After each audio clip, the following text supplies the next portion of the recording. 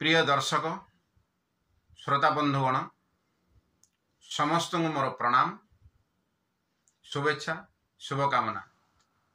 मो भी सत्यम आचारी ओडिशार जनाशुना सुसाहित्यक कवि सौरभ कैलाश चंद्र बेहेरा सृजनी नहीं आसी एक सुंदर मनछुआ गीति कविता। कविताटीर शीर्षक महाविषुव संक्रांति। आशा आपण मानंकु निश्चय भल लगे। कविताटी शुणी सारा पर निजस्व मतामत देवाई आदौ भूलिबे नहीं।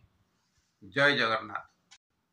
शुण शुण सुधी जने मन लगाई विषुव संक्रांति कथा कहे बुझाई। विषुव रेखा को सूर्य कले गमन क्रमे क्रमे बढ़ी जाए दिवस मान। दिन को दिन तपत हुई धरा सही न पारती लोके प्रचंड खरा। ओडिया नववर्ष करे आगमन सौर वर्ष सरी हुए चंद्र गणन। हनुमान से दिन होइले जन्म बाल्यकाल बलवान पितांक सम।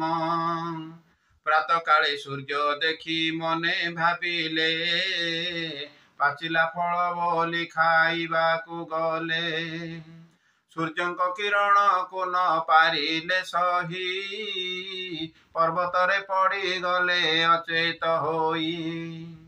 आघात पाई हनु देश भांगी गला सेही दिनरु नाम हनुमान हेला। स्थाने स्थाने थिबा साहित्य अनुष्ठान करंती कवि कवयत्री सम्मेलन। निज निजर सृजनी पाठ करिवे गुणग्राही श्रोतांकर चित्त हरिवे। व्यंग कवि माने व्यंग कविता पढ़ी हसी हसाउथिबे से दांत ने फेड़ी। भ्रष्टाचारी मानंक दुर्नीति को निंदी व्यंग शिकुली रे तांको देबेटी छंदी। खुशी रे सर्वे विषुव पणा पीबे भावर आदान प्रदान करि नेबे। जय जय हनुमान पवन सुत आम मथारे आशीष ढाल बहुत। जय पाट खंडा वाली गोड़ावासिनी ए पवित्र दिने आमे करू दयिनी। आंभ मानंक उपरे करुणा हेउ सुपथे सुकर्म करी जीवन जाऊ। आंभ मानंक उपरे करुणा हेउ सुपथे सुकर्म करी जीवन जाऊ।